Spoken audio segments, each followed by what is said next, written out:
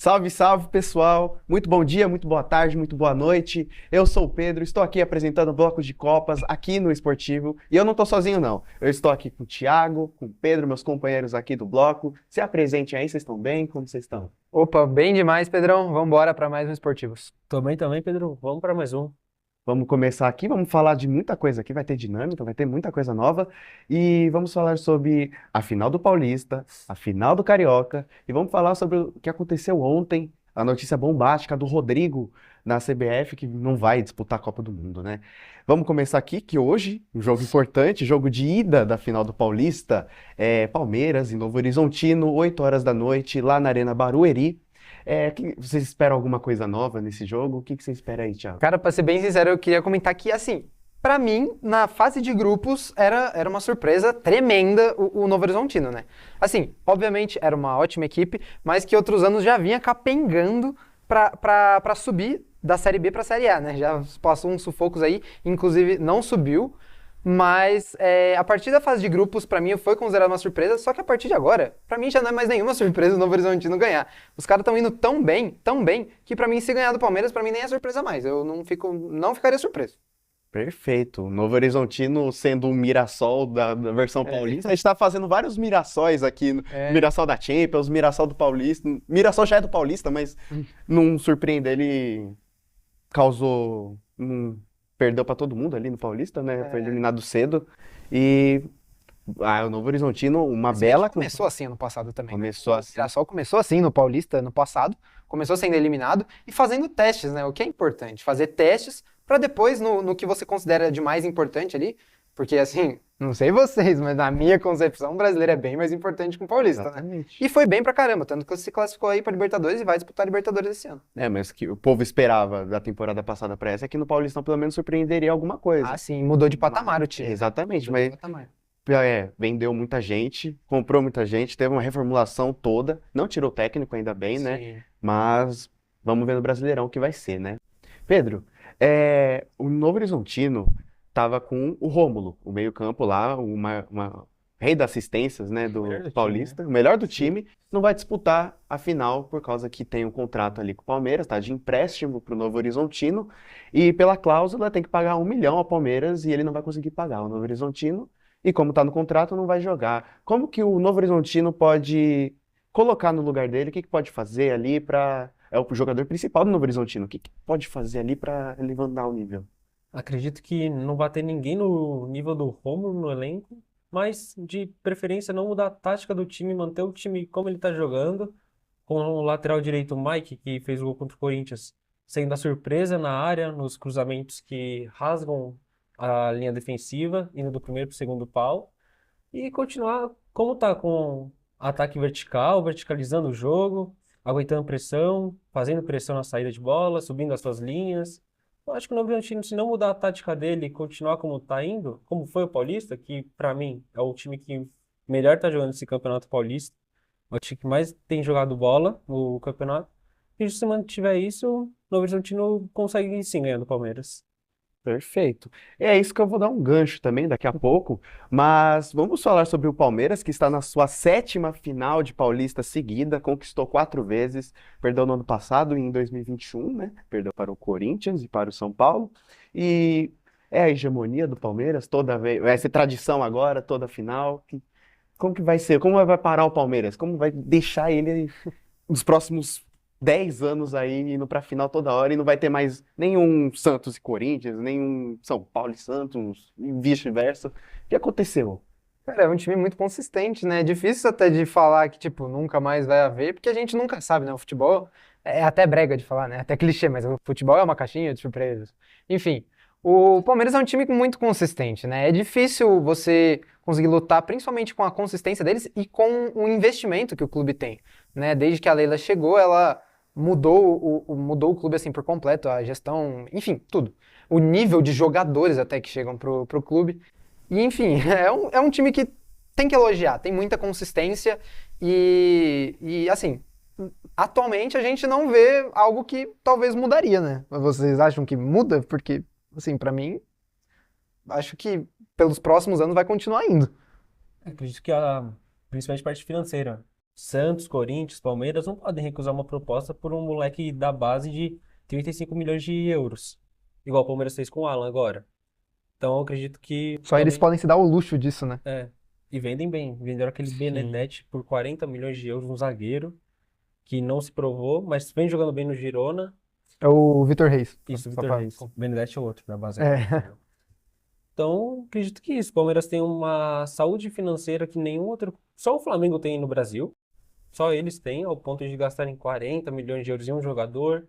Não precisar de dinheiro direto entrando em caixa para vender, porque tem cota de TV, patrocínio e principalmente de título entrando no clube e rodando o clube. Então, acredito que os outros times estão muito atrás do Palmeiras aqui em São Paulo, principalmente por conta da saúde financeira, onde a gente vê o Corinthians e São Paulo estampando muito mais as páginas policiais do que futebolísticas, roubo com o dinheiro do clube, usando, no caso do Corinthians, supostamente usando em Réveillon, ex-presidentes, agora pedindo tornozeleiro no André Sanches, São Paulo também, tirando quase 7 milhões, foi? Foi uma Mas, grana. Foi uma grana. Então. Chega a ser cômica essas situações. E no Palmeiras você não vê isso. No Palmeiras você vê um profissionalismo muito bem desde a presidência até a sub-7 do Palmeiras. Então, a gente falta isso nos outros clubes paulistas. É um clube muito bem gerido, né? Uhum. O que eu espero, assim, nos próximos anos? Obviamente, o Palmeiras vai sempre estar ali brigando pelo título, óbvio. Mas o que eu vejo, o que acontece nas últimas temporadas, é que os times pequenos querem visibilidade, querem garantir vaga na Série D. Ou, se não, na Copa do Brasil, certo? Claro. E o que eu espero é que esses times pequenos cresçam cada vez mais e surpreendem ainda mais. Novo Horizontino e Água Santa são só alguns casos, e o Mirassol, né? Só que o que eu vejo, assim... Sim.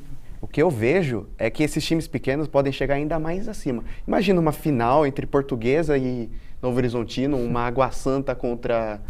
A Ponte Preta não, que ela foi rebaixada, mas um Noroeste da vida. Fala do meu Norusca, tá?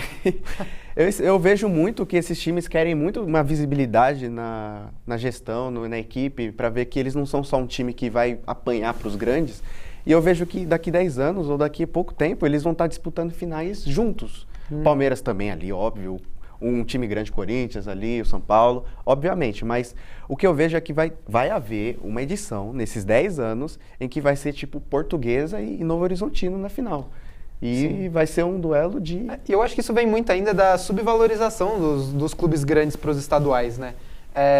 Bom, a maioria das torcidas, em geral, leva o título como pequeno quando não ganham, né? Quando são eliminados, enfim. Quando ganha, todo mundo quer tratar. Título é título, enfim, né? Não vou discutir isso aqui agora. Mas as próprias comissões, às vezes, vêm tratando um campeonato, ou até, vou falar assim, a torcida, porque eu pego como exemplo, por exemplo, a torcida do São Paulo, nesse começo agora.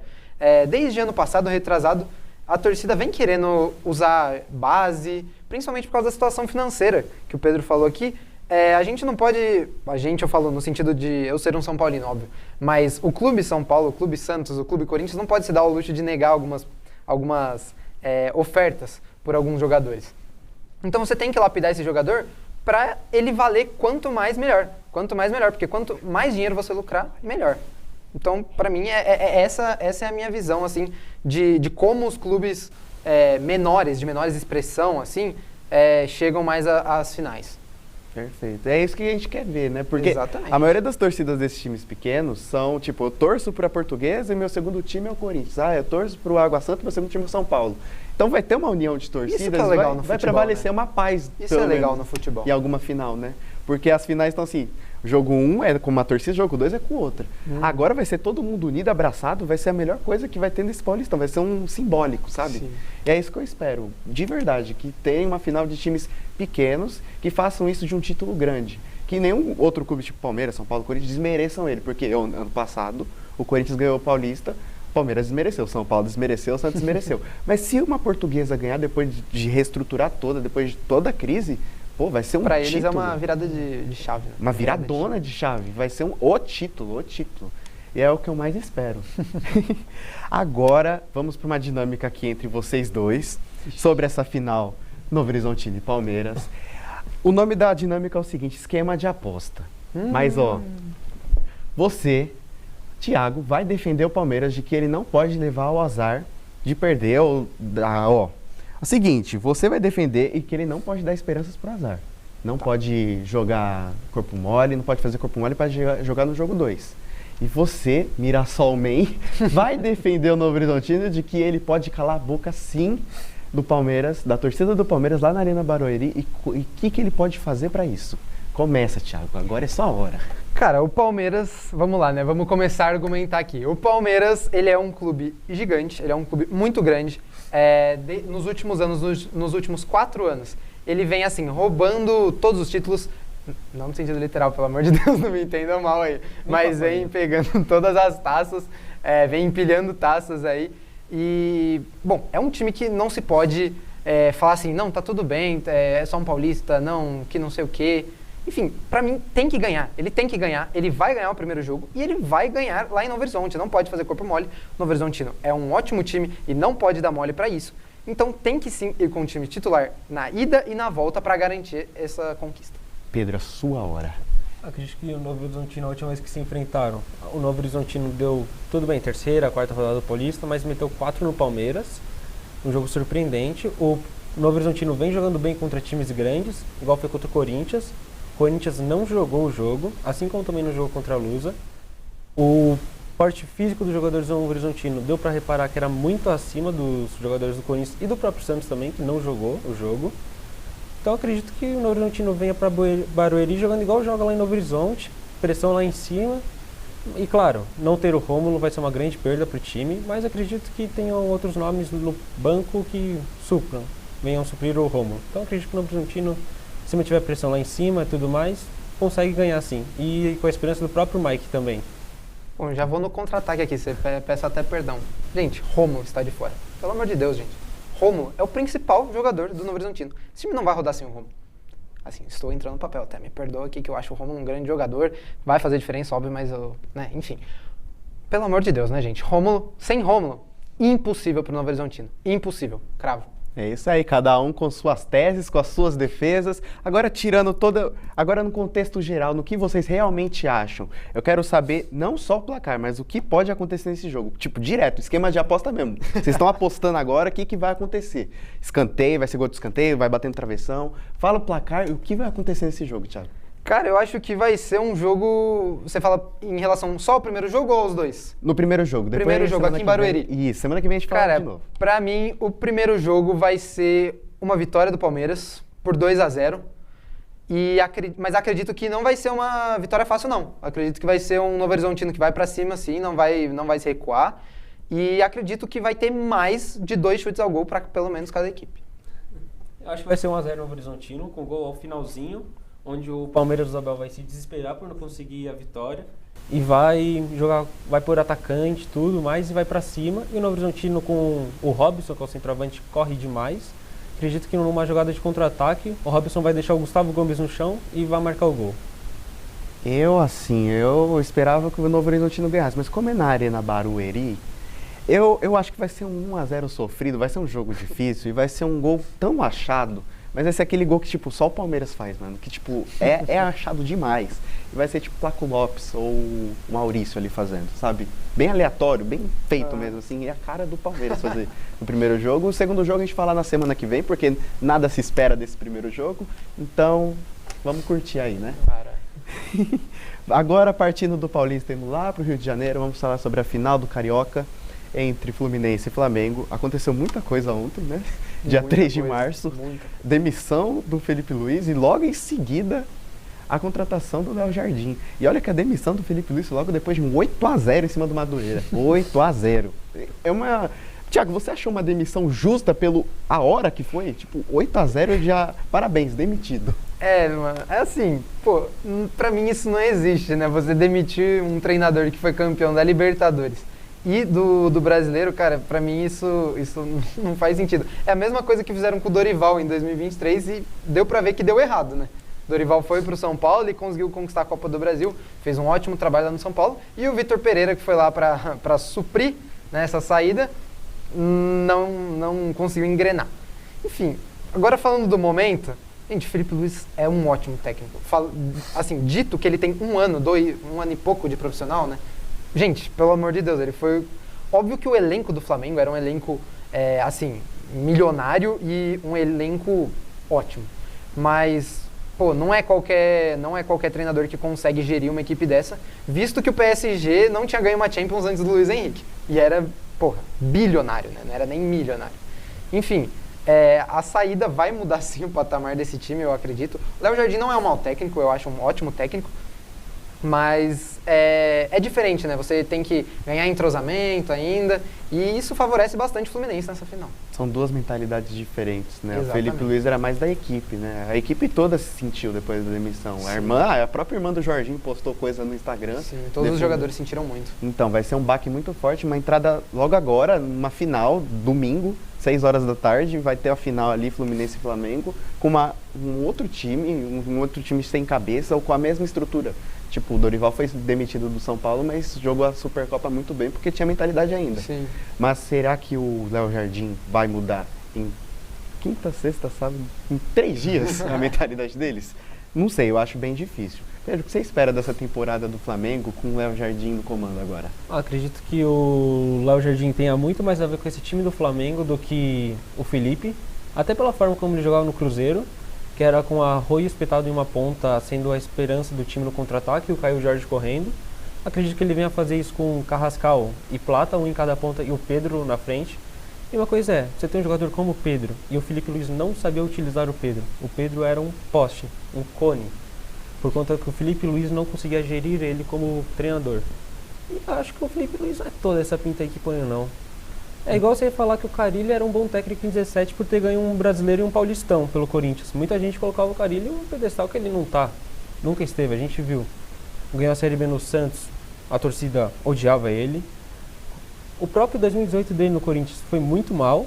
Então acredito que o Carille venha para uma carreira talvez um pouquinho melhor que o Carille. Mas não acho ele um bom técnico, não. Acredito que o Léo Jardim venha resolver o problema que o Felipe Luiz não conseguiu resolver no Cruzeiro, no Flamengo, foi fazer esse time jogar bem e convencer, porque o Cruzeiro tinha um time inferior ao Flamengo e o Léo Jardim conseguiu fazer esse time do Cruzeiro jogar bola. Então acredito que o Léo venha fazer um ano espetacular no Flamengo. Tirando o Carioca, eu acho que ele ganha Brasileiro e Libertadores tranquilamente. Acho que o Flamengo papa esse Brasileiro Liberta com o Léo Jardim. Então espero que o Flamengo volte a vencer. Perfeito, então.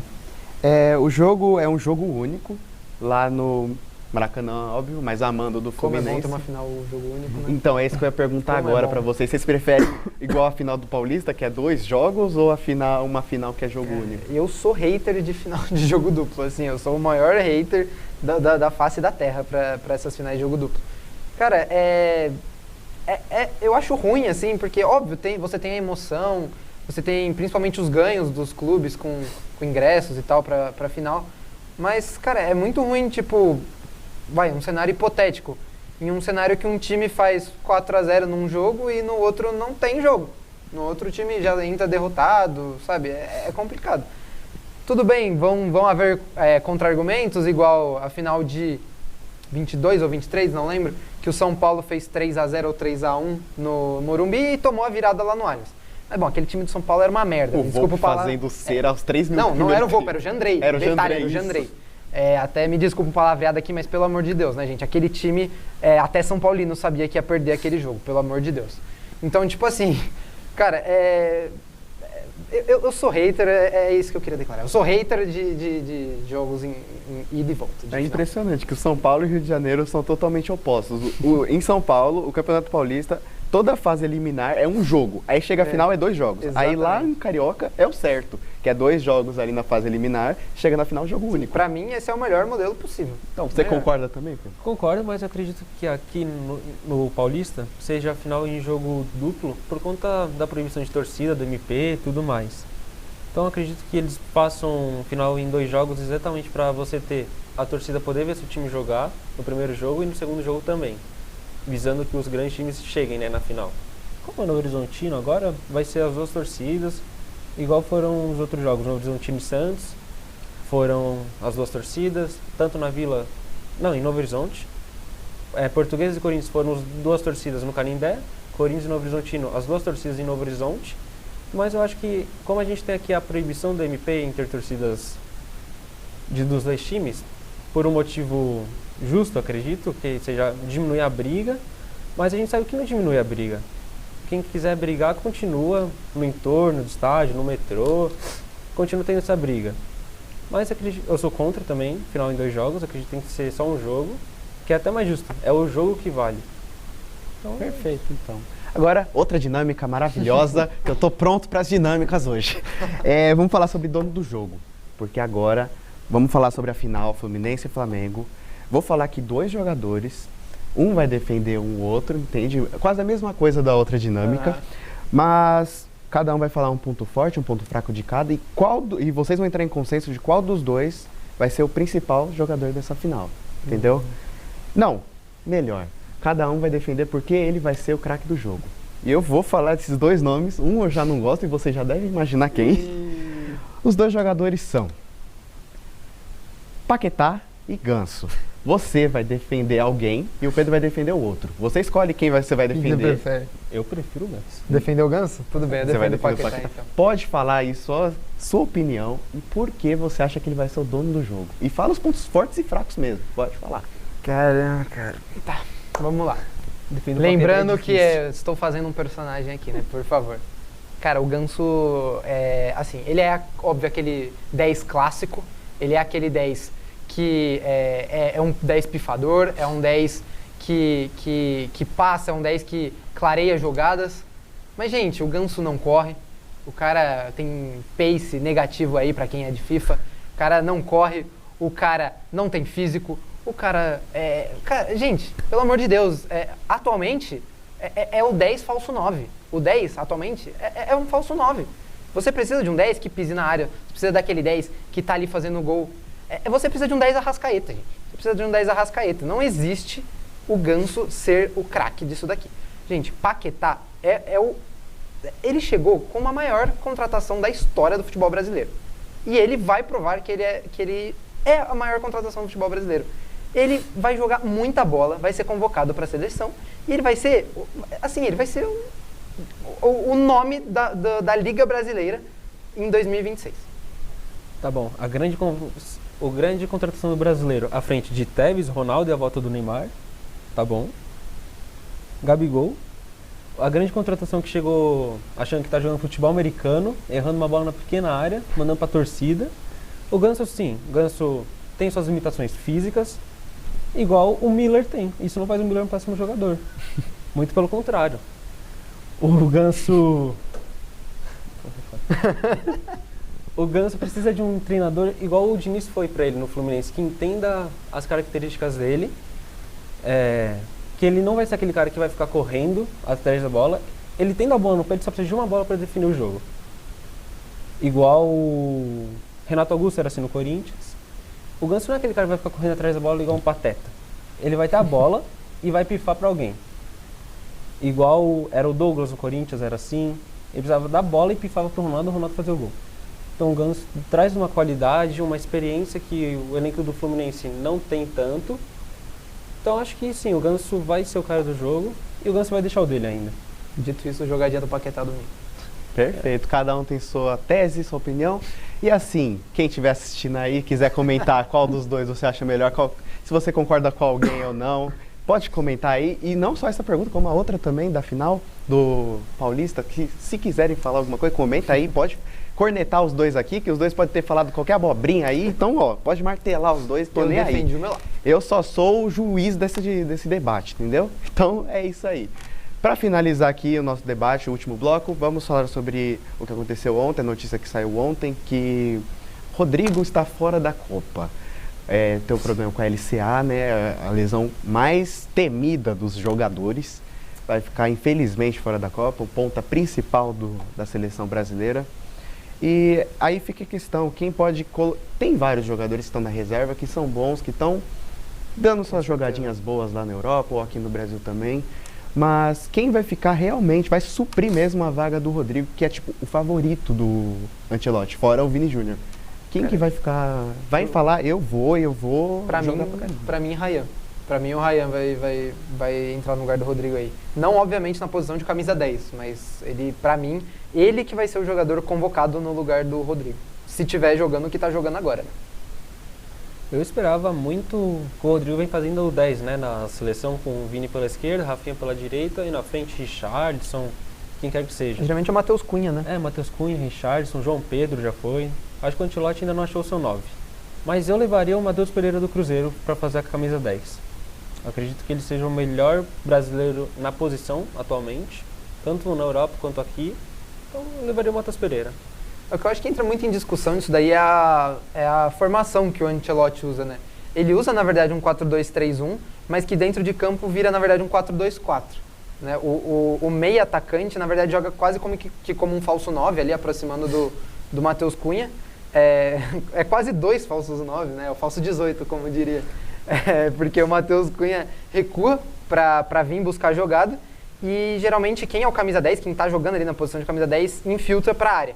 Então, eu acredito que quem poderia fazer, talvez, recuar o Matheus Cunha e botar outro centroavante, ou usar o Estevão de 10 e o Ryan pela ponta direita.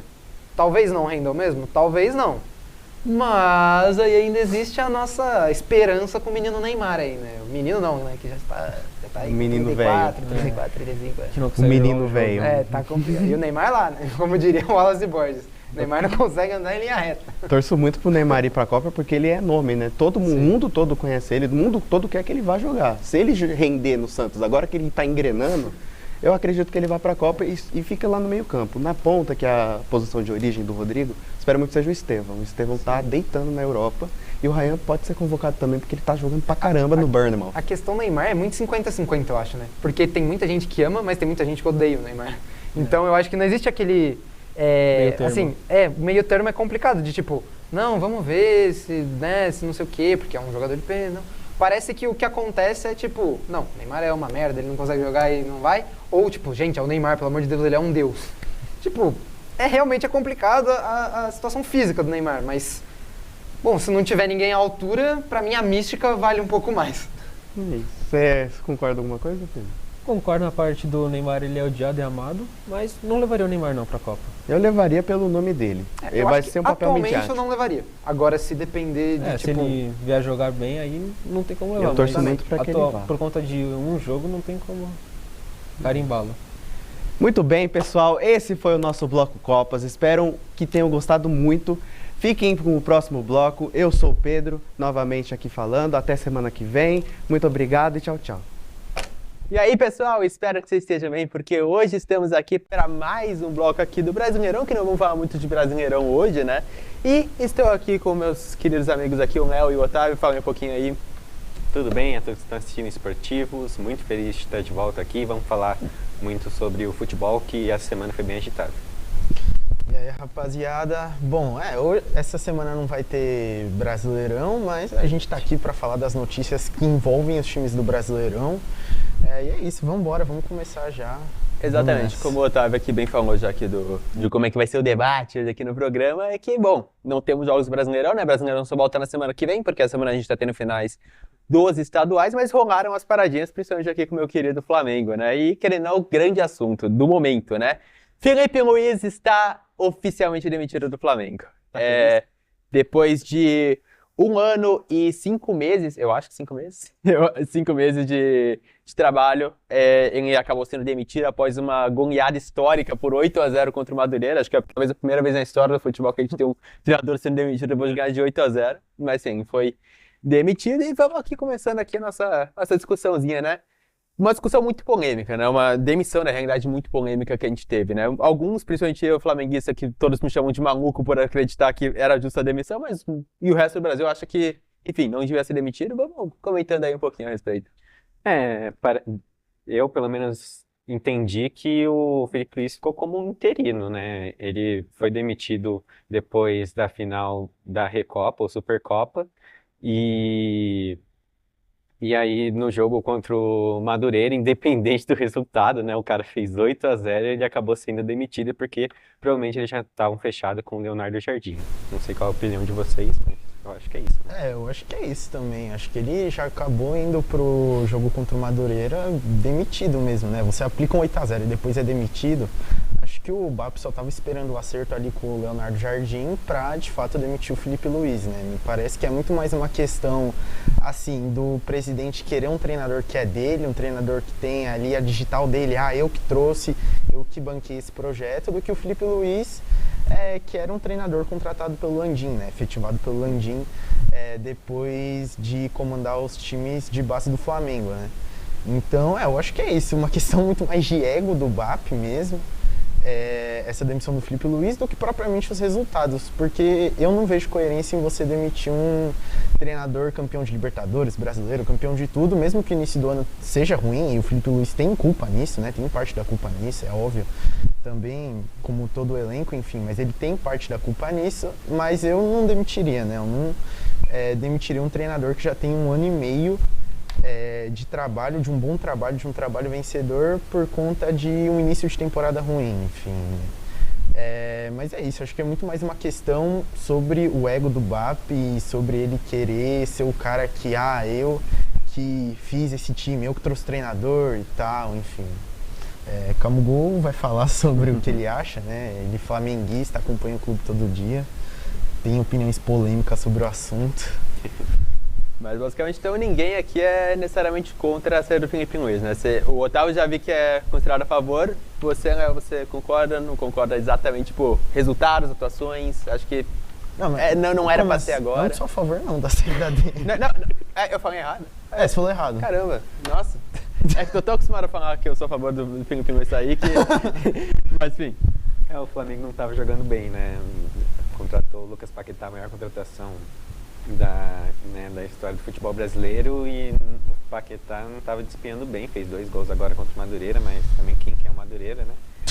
E eu acho injusto, eu acho que trataram muito mal o Felipe Luiz, né? A saída como foi, o cara já estava pensando na final do Campeonato Carioca e fez a coletiva, né? Achando que...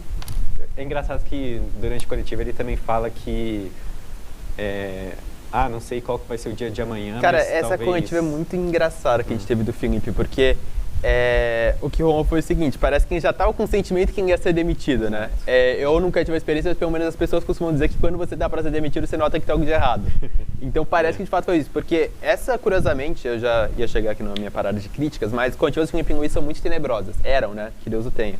Eram muito tenebrosas. Mas essa que a gente teve do último jogo foi de fato uma coletiva muito diferente do que a gente vê do Felipe Luiz. Ele com um perfil realmente muito diferente. Acho que tem muito a ver. Acho que ele tava ali com a vibe de que alguma coisa ia acontecer. Talvez depois do jogo o Boto talvez costumaria ir vir lá cumprimentar ele. Talvez isso não aconteceu após alguma coisa assim no vestiário. E acho que ele notou que, eu acho que talvez possa ter dado alguma parada de errado e aí acho que eu não vou continuar amanhã. Ele até já é curioso, nas últimas falas dele, falando que não sei se vou estar aqui amanhã, mas eu vou amar o Flamengo sempre enfim. Agora aqui, já meio que acabei puxando o assunto pra mim, eu tenho que falar, cara. Eu acho que o Felipe, Luiz, ele teve uma demissão justa, ao meu ver.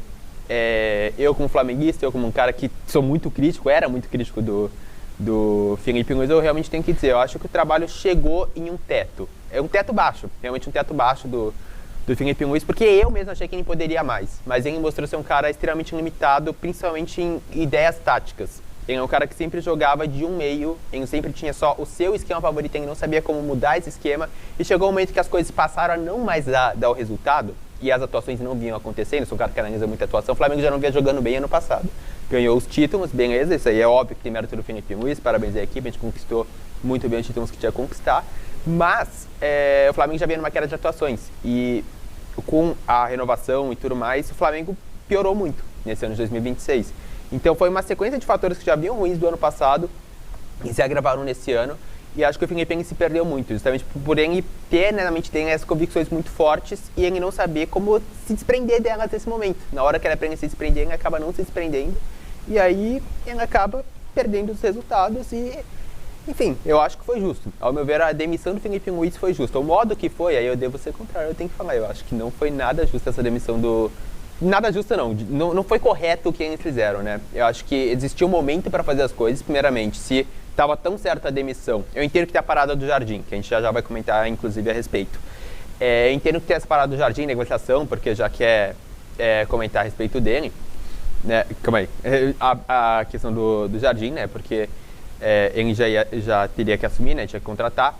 Mas e pra mim, se era pra demitir na quinta-feira, depois da perda da Recopa. Você acha que é mais culpa do Felipe Luiz em desempenho do Flamengo do que os próprios jogadores que estavam voltando de uma temporada muito puxada também? Eu acho que é uma mistura dos dois, porque eu acho que é mais o Felipe Luiz, porque ele, querendo, é um líder, né? E se ele não conseguiu pilhar esses jogadores o bastante, e ele não conseguiu ter uma postura forte o bastante para liderar esses jogadores, eu acho que pesa muito para ele. Mas os jogadores sim fizeram muito corpo mole, né? Eu tô aqui hoje, inclusive, essa informação que o Boto, ontem, né, no Ninho do Urubu, ali, os jogadores se mostraram ali todos ali coitadinhos, ai meu Deus, tadinho do Felipe Luiz, foi demitido, não era para ser demitido, mas na realidade era para eles terem salvado o Felipe Luiz, né? Eles não salvaram.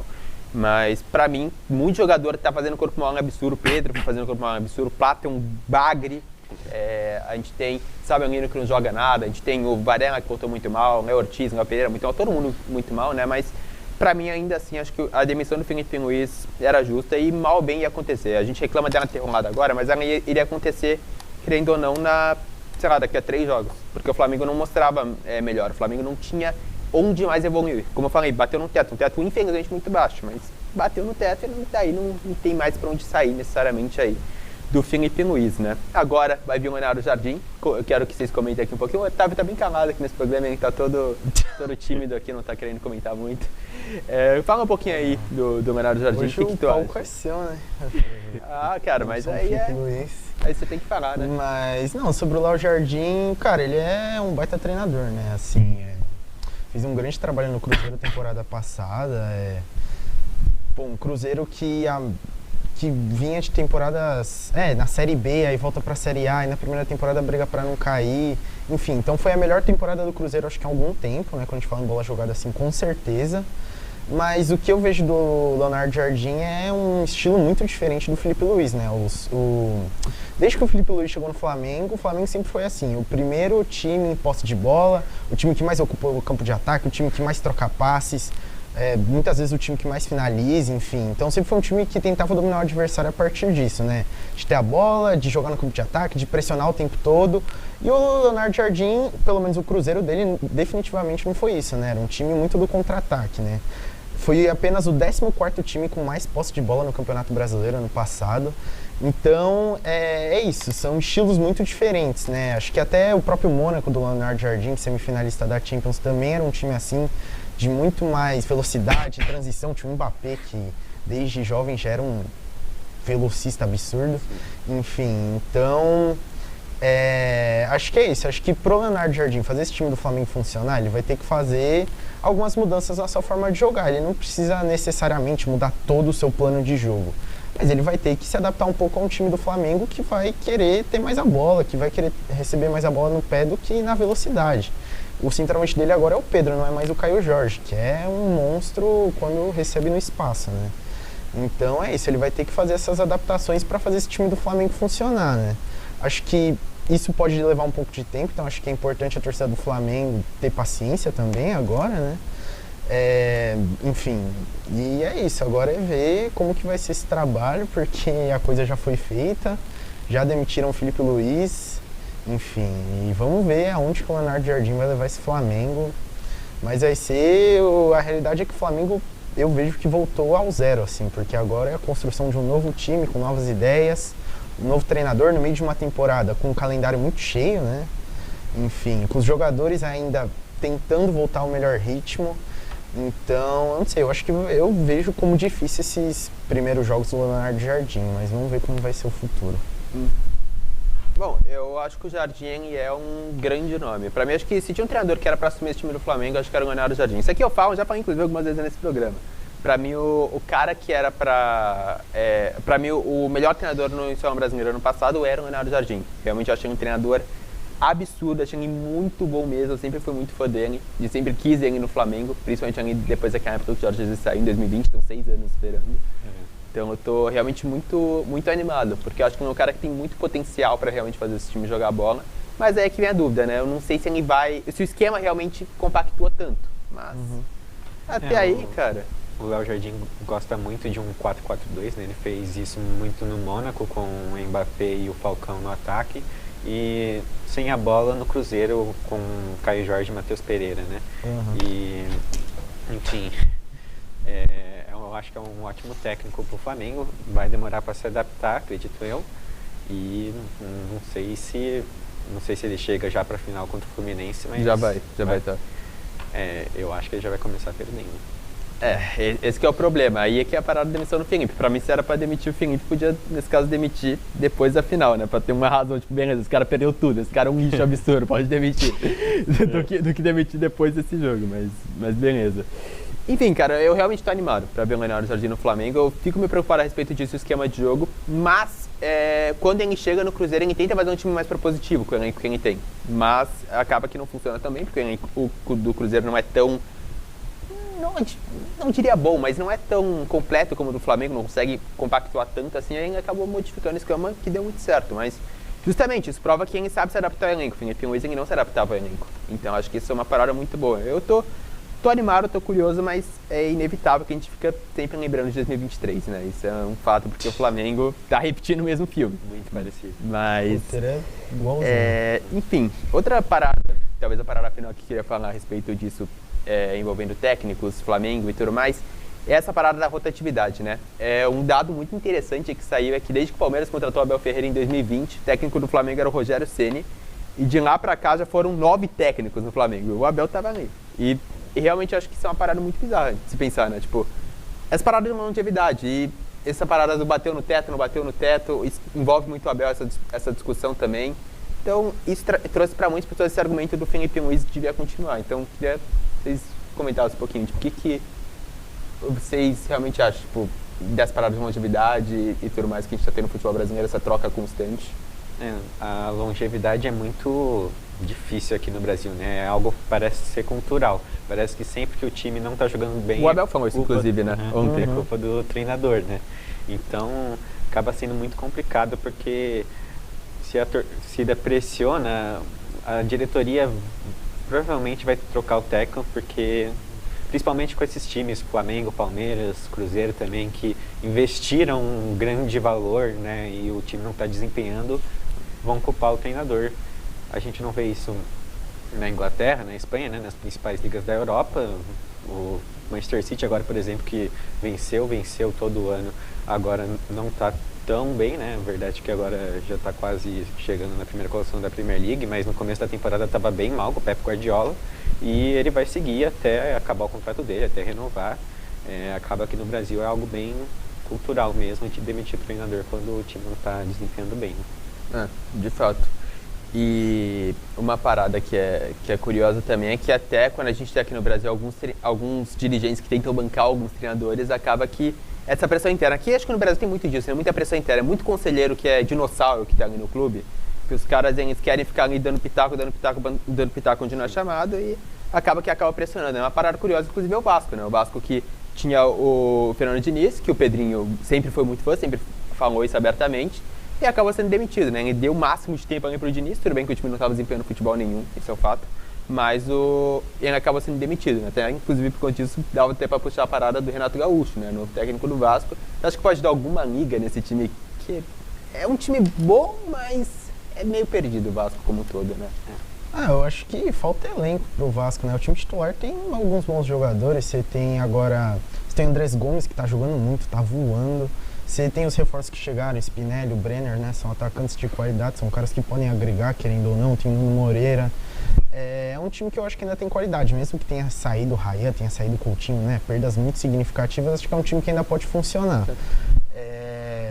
Mesmo que tenha tido essas saídas, eu acho que ainda pode funcionar. O Renato Gaúcho é um treinador que sabe lidar, assim, chega no meio de uma temporada, consegue ajeitar o time, consegue entender os jogadores, dar confiança para os jogadores. Eu acho que dentro da realidade do Vasco era o melhor nome, né? Assim, possível, né? Não vão... O Arthur Jorge, eles tentaram o próprio Leonardo Jardim, mas falta o dinheiro, falta de fato um projeto que que tem ali como principal objetivo, assim, como um objetivo real, conquistar títulos. Hoje o Vasco não está nessa posição. Então acaba que o Renato Gaúcho é o melhor nome mesmo ali dentro do que tinha o Vasco. E sobre essa questão dos técnicos, cara, a gente tá em... Mano, 4 de março hoje, né? 4 de março, 20% dos técnicos do Brasileirão já foram demitidos, né? 4 de 20. Remo já demitiu, Flamengo, Felipe Luiz. A história do Remo que é bizarra, inclusive, né? De terem tirado o Osório. O Remo tá perdido. Já começou o campeonato perdido o time do Remo, essa que é a verdade. Perdeu o clássico. Perdeu o clássico, tudo bem que o os pai cara subiu na Série C, mas já começou mal. derrubaram. Começou mal aí o time do Remo já. É isso, mano. São Paulo e no Galo também. Mano, é um bagulho cultural que eu acho que vai ser muito difícil tirar isso dentro do futebol brasileiro. É quase que enraizado. O calendário, assim, a gente olha pro calendário dessa temporada. Jogadores sem pré-temporada. Tem time com menos de um mês de férias.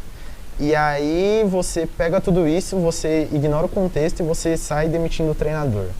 E você não tem um projeto pro treinador, você não dá paciência, você não dá respaldo. Porque no momento que você inicia a temporada com o treinador, eu acredito que você tem que dar respaldo para ele, você tem que dar meses para ele trabalhar, ainda mais se o time ainda tá mostrando alguma coisa, né? Enfim, eu acho que por causa do Felipe Luiz, eu discordo frontalmente porque, cara, ele foi muito campeão e assim, mesmo que esteja mal, ele tinha uma história no Flamengo que tinha que dar respaldo pra ele, eu acho. Até porque eu disse que acho que a demissão foi mal feita, porque foi uma maneira ruim de se gerir um ídolo, né? Com certeza, ainda tem esse lado. Poderia ser feito só, tipo, ontem de manhã a demissão e daria tudo certo. Não, de madrugada, o cara vai lá, faz a coletiva e depois o BAP o BAP ligou pro Boto pra demitir, nem pra estar lá pessoalmente. E conversa de 1 minuto. Foi 1 minuto a conversa. Coisa horrorosa, mano. Tipo assim, a forma como tratam os treinadores também no Brasil em relação à pressão, eu acho muito complicado, mano. Eu acho assim, bem complicado, é uma coisa enraizada, cultural, que ignora contexto, que ignora tudo. Muito difícil trabalhar, seja como jogador, seja como treinador, enfim, trabalhar com futebol no Brasil é muito complicado. Uma parada que eu tava achando interessante a respeito da rotatividade dos técnicos, é que não é especificamente do Brasil, né? Tinha o bloco do Brasileirão, mas é uma parada que eu tava pegando ontem, né, vendo, enfim, várias opiniões de várias pessoas.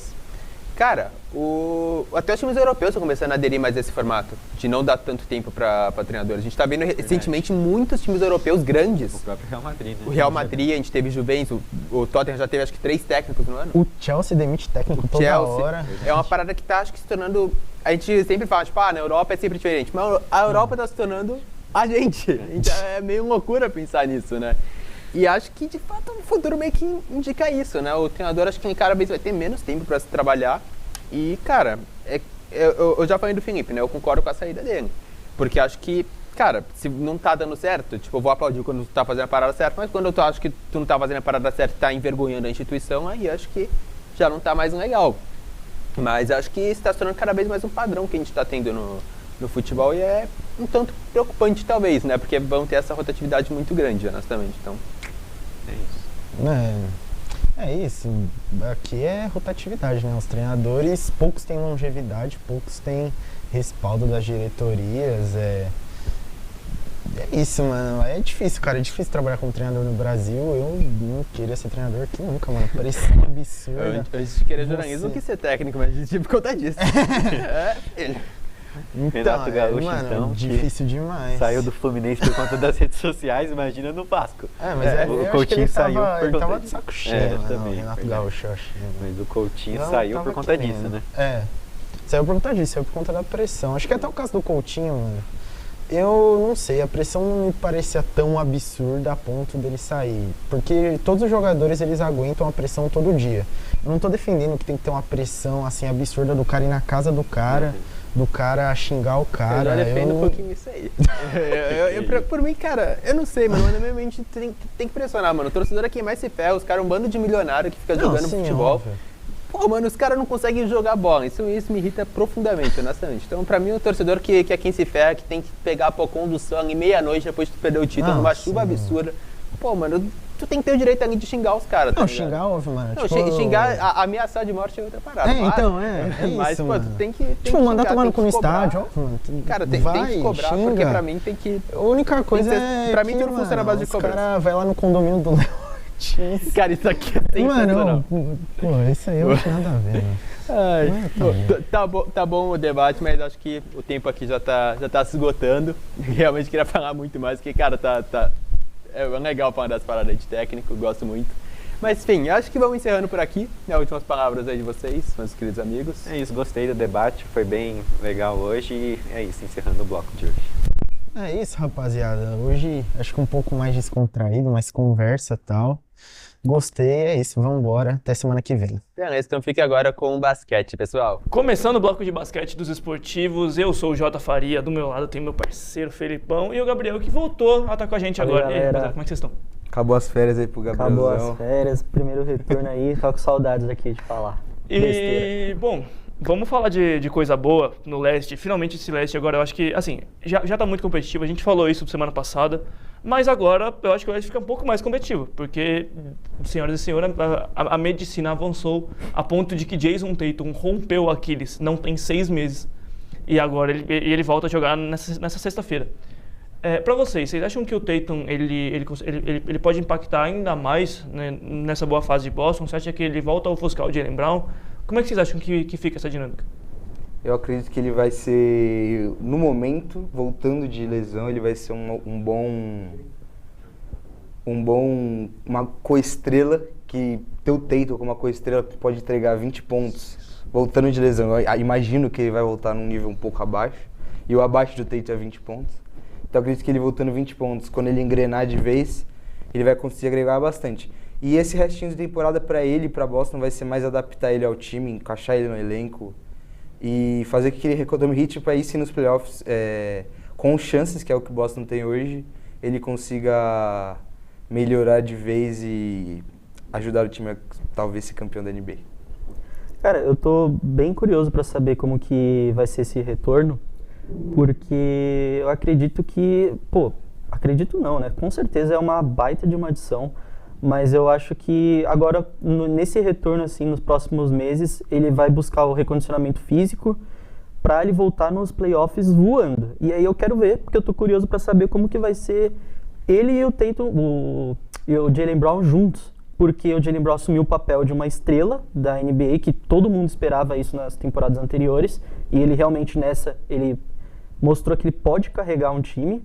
E agora eu quero ver os dois juntos, como que vai ser, se vai retornar ao que era antes, que o Jaylen Brown era um coadjuvante, como que vai ser isso, ou se os dois vão ser realmente 2 estrelas em quadra, assim. Tô bem curioso para ver como que vai ser. E tem outra coisa interessante, é que nesse time do Boston, o Joe Mazzulla, ele é um absurdo como técnico, né? Esse cara realmente, ele, assim, com as peças que ele tem na mão, no começo da temporada, a gente colocava esse time como, vai tancar até esperar o Tatum voltar, enfim.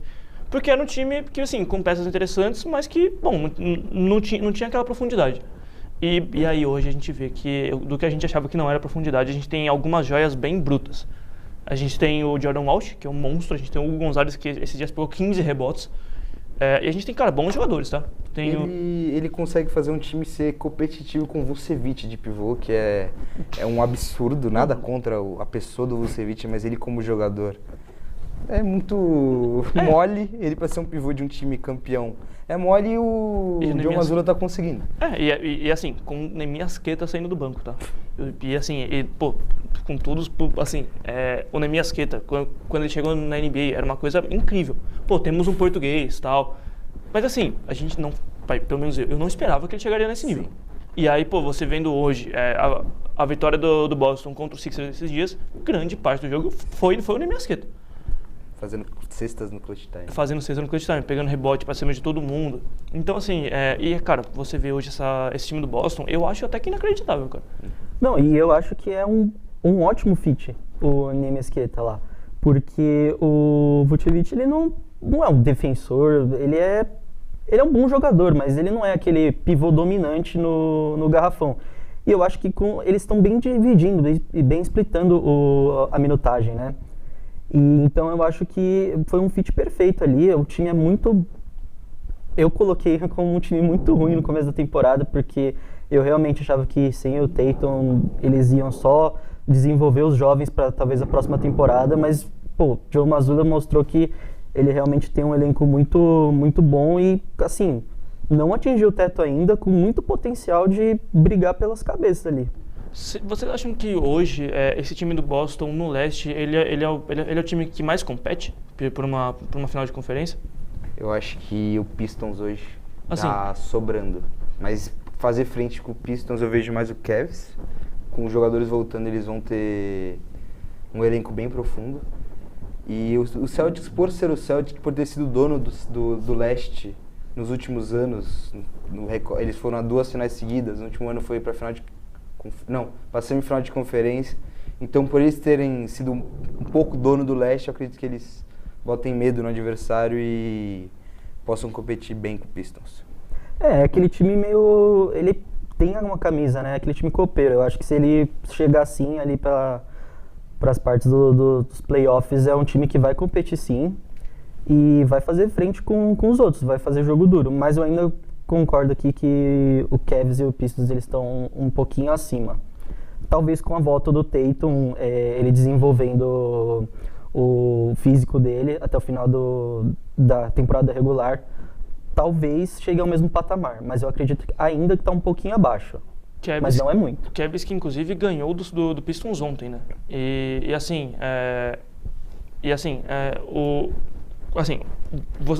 Você parando para ver elenco por elenco do Cavs ainda é melhor em relação à profundidade. Beleza, tem o Cade Cunningham e o Jalen Duren, tá bom, que são monstros da bola, o Cade Cunningham brigando para MVP, mas em relação a elenco, profundidade, o time do Cavs ainda é melhor. E aí a gente viu isso nesse último jogo, porque com o Harden machucado, com o Jarrett Allen saindo no intervalo, mais ou menos, sem Donovan Mitchell, cara, Jalen Tyson chamou a responsabilidade, Dennis Schroeder chamou a responsabilidade, Keon Ellis é um monstro defendendo. O Cade Cunningham terminou com 25% de aproveitamento, com 7 turnovers. Cara, isso é um absurdo, assim, tipo, você reduzir um cara que briga para ser MVP, é um dos favoritos hoje, por todas as questões de jogos mínimos para concorrer aos prêmios. Hoje ele é um dos favoritos. E você reduzir ele a uma atuação dessa, de 10 pontos, mais ou menos, cara, é inacreditável você ver isso. E se você voltar para a janela de transferências, né, o Harden no Cavs, na minha opinião, foi a melhor contratação, a melhor trade da trade deadline. Porque, é o Harden, ele vai adicionar em qualquer time, e assim, o time do Cavs já era bom, ele já era um dos favoritos. Então, com a adição do Harden, é um patamar muito acima que eles se colocam. E como você falou, a profundidade de elenco é muito grande. O Harden tá jogando com a mão quebrada e mesmo assim eles conseguem regular a minutagem dele para ele chegar bem nos playoffs. Então é um ótimo time. E agora saindo de uma ponta e indo para outra, a gente tem, eu acho que para mim, na minha opinião, essa é a temporada com o tanque mais descarado em muito tempo na liga. Eu tava até comentando, acho que foi com você ontem, não lembro. Que assim, a partir, tipo assim, hoje a gente não, brigando por vaga no play-in, a gente não tem nenhum time que briga por alguma coisa, nas duas conferências. Então acabou as vagas diretas para playoff, cara, são todos os times brigando para ver quem perde mais. Porque no leste a gente tem um Bucks brigando pro play-in, que tem o Giannis Antetokounmpo, que sinceramente eu não sei o que ele tá fazendo ainda no Bucks, com o Ryan Rollins, que sinceramente nunca foi ninguém na NBA. E assim, é um time limitado, tá ligado? E brigando hoje pra play-in, assim, realmente não briga pra nada. Hoje o Miami não briga por nada. Então, assim, a partir daí, a partir das vagas pra play-in, é meio que todo mundo vendo quem perde mais. E fora que, assim, o que o Jazz tá fazendo, o que o Wizards tá fazendo, o que o Kings tem feito, eu acho que o Kings menos. Eu acho Pacers. Eu acho que o Kings realmente ele só é um time ruim, só é um time que não encaixou. O Pelicans também, né? Exatamente, o Pelicans é outro, pra mim... É inacreditável, porque o time que eles têm, individualmente, os jogadores que eles têm, tá nessa posição. E ainda assim, exato. Pra mim o Kings entra nessa. Agora, o Wizards, Jazz e times assim, cara, o tanque é inacreditável. Você chegar no intervalo e você tirar o seu quinteto no intervalo realmente para perder, isso é bizarro. Isso é vergonhoso até. E aí a gente tem hoje o Adam Silver, o comissário da NBA, discutindo medidas para acabar com o tanque. Tem alguma medida que vocês consideram que seria boa? Eu acredito que colocar todos os times que não foram aos playoffs com a mesma porcentagem de chances de pegar first picks, talvez desse certo. Porém, acho que não vai rolar uma solução tão cedo, porque tem muito dinheiro envolvido, muitos times não vão abrir mão disso, então acredito que estamos longe de uma solução disso.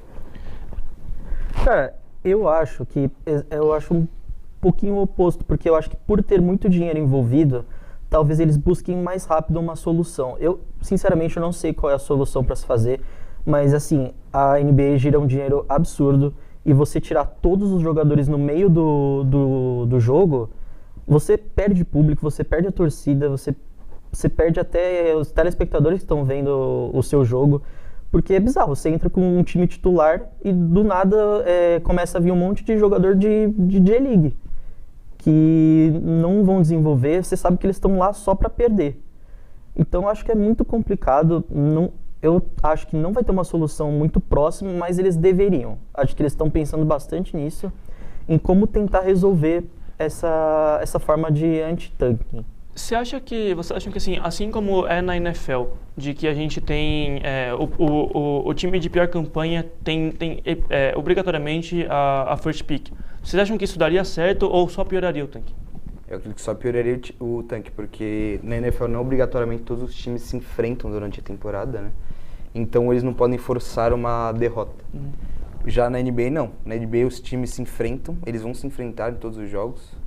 Então um jogo entre, vamos supor, Pacers e Kings, que são os piores de cada conferência hoje, seria 60-50 porque os dois times querem perder. Então eu acredito que não daria para aplicar a mesma regra que tem na NFL, justamente por conta do enfrentamento que as equipes têm durante a temporada. Eu acredito que nem dá para comparar uma com a outra, porque a NBA tem 90 jogos na temporada, a NFL tem 18. Então, os jogadores que estão na NFL em cada time, é muito difícil você chegar assim como na NBA. Então, você tem 18 jogos para você se provar lá. Não é igual na NBA que você tem diversos jogos, você tem a D-League para tentar se mostrar. Lá, eles querem ganhar, eles não entram para perder. Óbvio que existe um tanque, assim, de quando tem uma lesão. Por exemplo, vamos deixar ele... Não tem porquê ele jogar os próximos 3 jogos, que são os últimos da temporada, só para tentar pegar mais vitórias, e é melhor chegar com ele na próxima temporada 100%. Na NBA não tem como você fazer isso. Então acho que não dá para comparar os dois. Na NFL os jogadores eles querem se mostrar, eles só têm aquela chance. São poucos jogos, são, sei lá, 5 meses de temporada, então é muito complicado comparar. E, bom, falando em tanque, a gente vai ter finalmente a volta de Trae Young e as quadras. Agora no Wizards, que esse Wizards no papel é um time engraçado. Porque se há 2 anos atrás falassem que o Wizards teria Trae Young e Anthony Davis no elenco, isso seria... Acho que eu praticamente duvidaria muito. Mas hoje a gente tem Trae Young no meio desses jovens de Washington.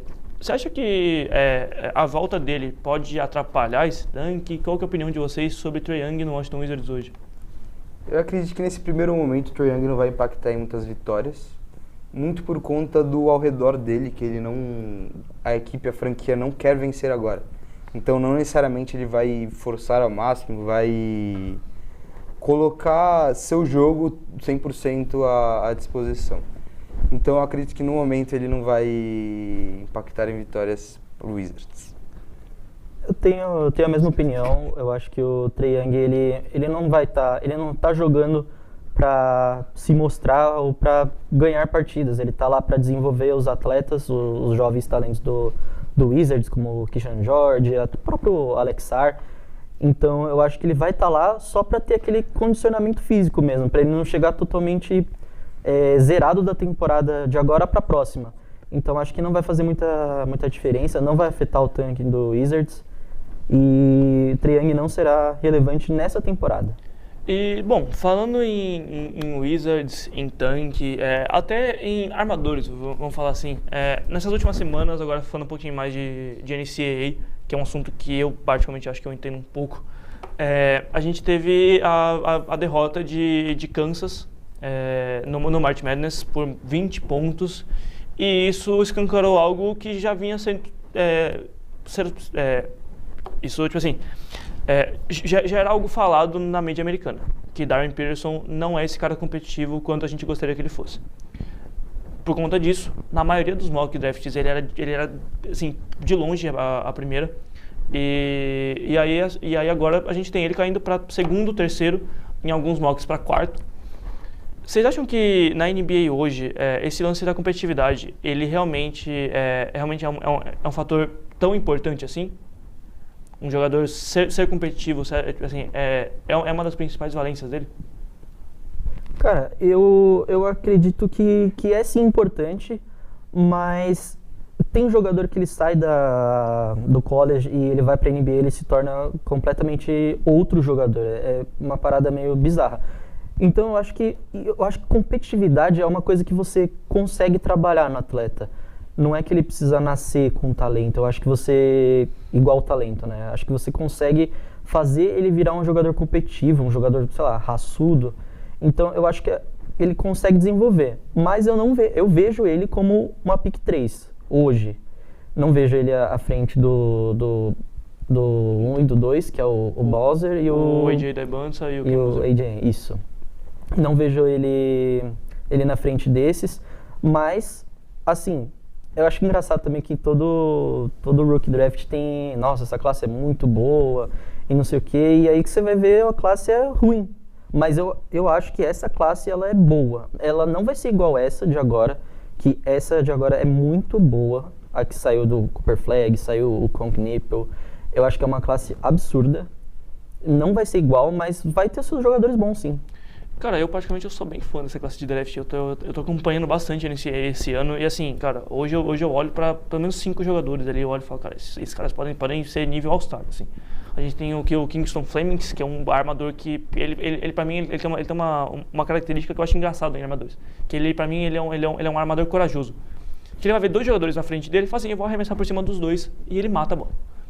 A gente tem hoje o que joga em Illinois, que eu vi a comparação mais absurda em muito tempo, que ele tinha o scoring do Shea e o playmaking do Haliburton. Ou seja, ofensivamente perfeito. Depende dessa comparação, é ofensivamente perfeito. E assim, estão colocando ele como o 4º pick de draft, o Keaton Egler, lembrando o nome dele.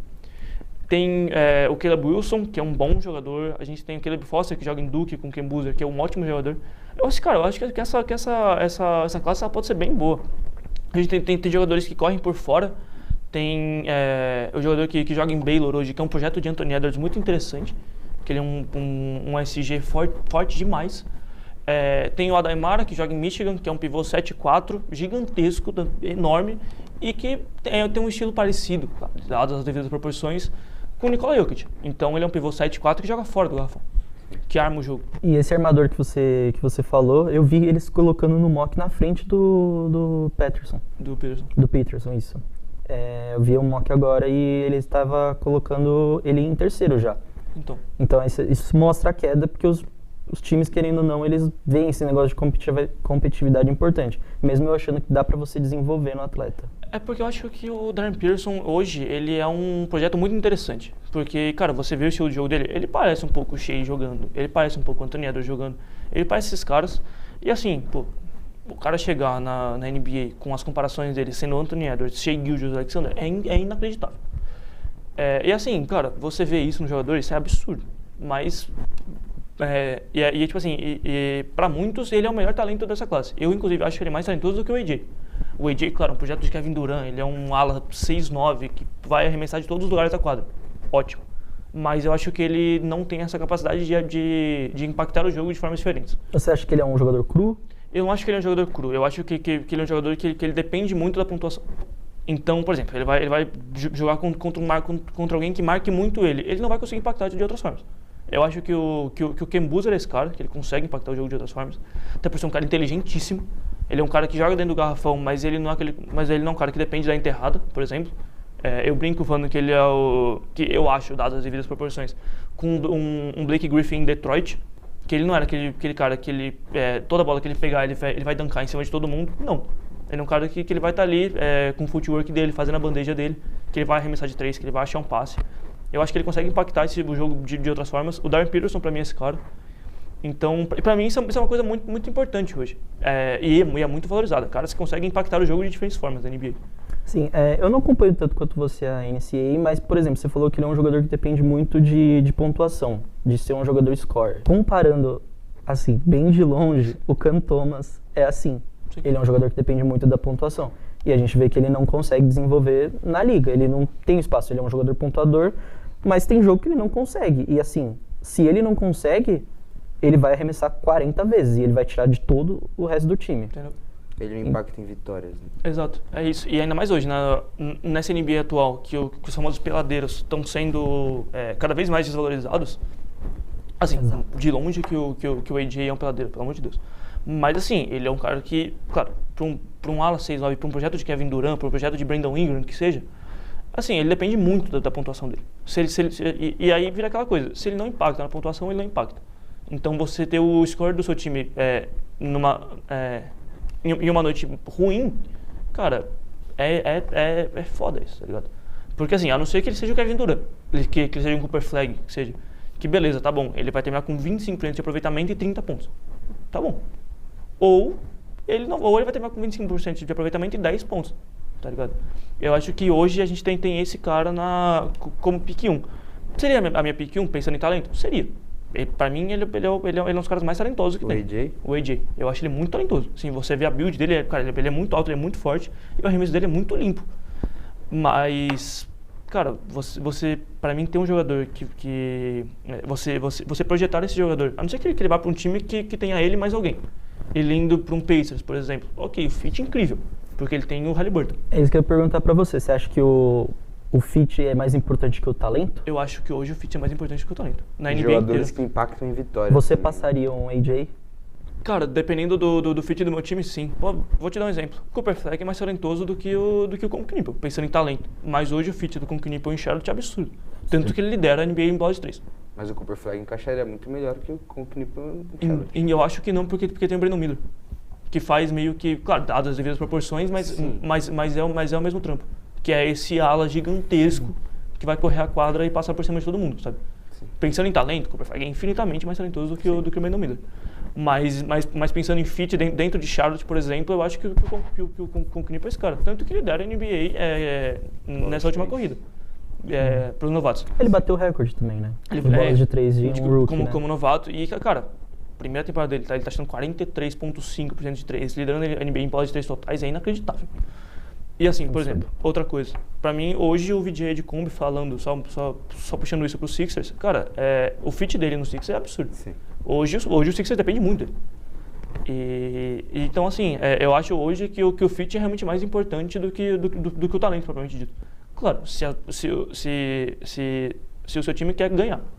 E é muito bom que hoje em dia, nos últimos anos, o draft não tem sido um recorde de jogadores bons apenas na top 5 picks. Ao longo do draft inteiro tá vindo jogadores bons, até do undraft, nos últimos anos tem vindo. Então isso é muito bom e espero que aconteça cada vez mais nas próximas temporadas. Não, com certeza. Porque, cara, acho que com essa globalização que a gente tem na NBA hoje, a gente tem cada vez caras mais talentosos. Então, por exemplo, e caras que, podem chegar e impactar o jogo de formas diferentes, tá ligado? Por exemplo, o Gui Santos. Pra mim, o Gui Santos, ele é o perfeito exemplo disso. Porque ele é um cara que chega em Golden State, o Steve Kerr, desculpa, mas eu não faço a menor ideia do que o Steve Kerr tá pensando pro time dele. Porque com o Gui Santos titular, renovando o contrato, no jogo seguinte, ele começa no banco. E aí você tem o Curry tentando carregar um piano que, cara, não tem como cobrar do Curry. Hoje, assim, o Curry já... porque assim, o Curry, ele não é o LeBron. Mas pra mim, o Curry fazer o que ele faz com a qualidade dele é tão absurdo quanto. Sim. Muita movimentação, o jogo do Curry é muito intenso. É muito rápido o jogo do Curry. E o Warriors é um dos casos que tá mais num limbo, assim, que... Infelizmente, eles não estão nem querendo ganhar, nem querendo perder, estão perdendo. A sua segunda estrela ser Brandon Paul James, que é absurdo. E aí, beleza, você tem o Gui Santos, que tá jogando muito bem. E aí, pra mim, esse cara que consegue impactar o jogo de muitas formas.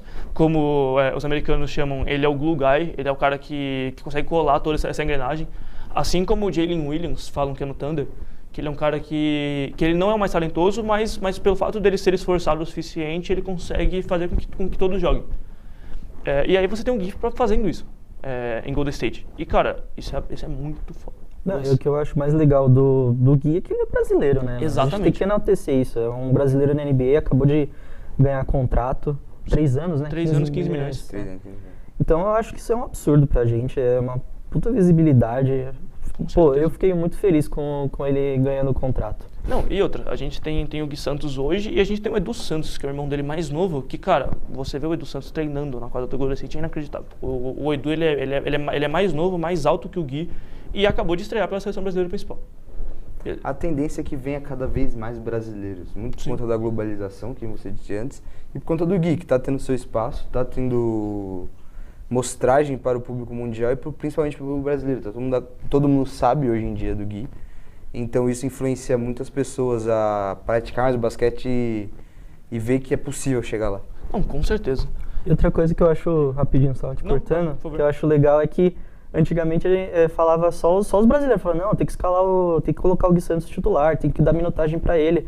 E hoje em dia você entra no Twitter e tem um monte de americano pedindo o Gui Santos no time, falando, não sei o que o Steve Kerr tá fazendo, o Gui Santos ele muda o time, ele dá uma energia diferente, ele corre atrás da bola, todo rebote ele tá atrás da bola. Então ele é aquele jogador que energiza o time. E até os americanos estão pedindo, isso eu acho muito legal, que não é só mais aquele negócio clubista que a gente tinha de pedir o brasileiro, agora os americanos mesmo estão pedindo o Gui Santos no time. E eu acho que até pelo fato do Gui Santos ser esse cara que leva o time. Claro, a gente não vai cobrar do Gui Santos que ele entregue vitórias. Mas o fato dele facilitar a vida do Curry, a vida do Draymond Green, a vida do próprio Paul James, cara, isso é muito bom. Você vê ele sendo o cestinha do time. Pô, assim, isso dá um orgulho realmente pra gente. E bom, vou ter que acabar o programa. Infelizmente. Pingaram no ponto aqui. Mas enfim. Se você curte basquete, se você eu sei que curte, porque você viu a gente até aqui. Até o final. Se o seu primo curte, se a sua mãe, não gosto tanto, chega lá e fala assim, mãe, olha esse cara falando de basquete, vê o que ela acha. Tem alguma sugestão pra gente? Coloca aqui embaixo. O Instagram tá agora na tela. Manda pra gente. Eu acho que os caras do basquete podiam fazer tal coisa, os caras do futebol podiam fazer tal coisa. Pô, pra gente, essas ideias são sempre bem-vindas, porque como diz Arthur Salazar, o meu objetivo aqui não é crescer, mas eu também não quero ficar pequeno pra sempre. Bom, é isso, rapaziada. Muito obrigado a presença de vocês aqui, sempre um prazer. Prazer é todo nosso. Valeu, Jotinha. E bom, agora só um recado rapidinho aqui. Pra você que quer fazer parte dos esportivos, manda mensagem no Insta. A gente tá realmente querendo começar a fazer isso, a trazer mais gente, trazer mais quadros. Tem alguma ideia de quadro? Quero falar de futebol americano, quero falar de futebol europeu, por exemplo. Manda pra gente, a gente tá sempre lendo tudo que vocês mandam. Fechou, rapaziada? Obrigado por ter assistido até aqui. É isso, um beijo, até semana que vem. Beijo.